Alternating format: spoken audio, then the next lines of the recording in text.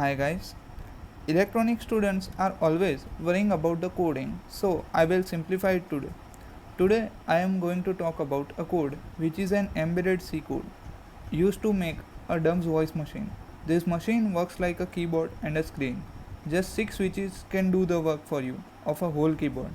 You must have heard that to earn something or to save some hardware, you have to code it complex.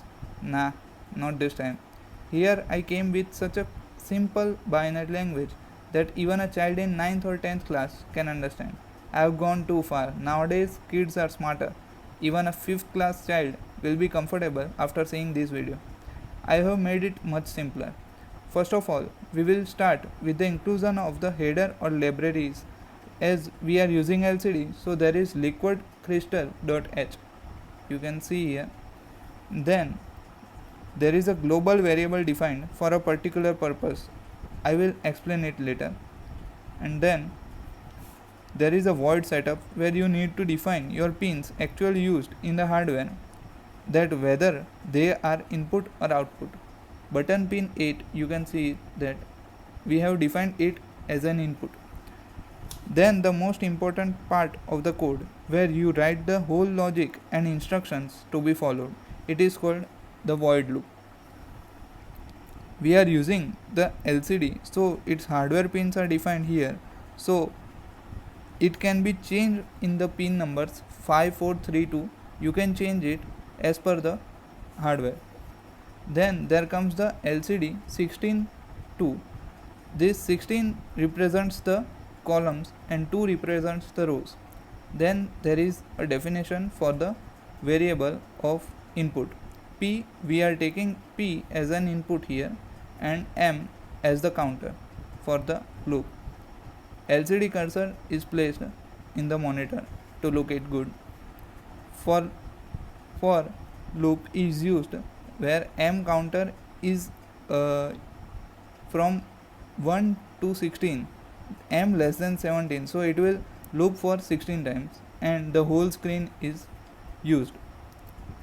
First of all, the pin values are 0 in the P variable. Then it will check the condition if the button pin, there is a button pin 8 which is used as an on off switch. When it is on, we will take input, and when it is off, we will change the combination according to our purpose. The logic main here is that digital read pin A0, A1, A2, A3, A4, A5. Some of will have some confusion that A1, A2, A3, A0, these are the analog pins, but we can also use it as a digital read pin. If there is shortage of the digital pins, you can use the analog pins as the digital ones just by coding it like digital read.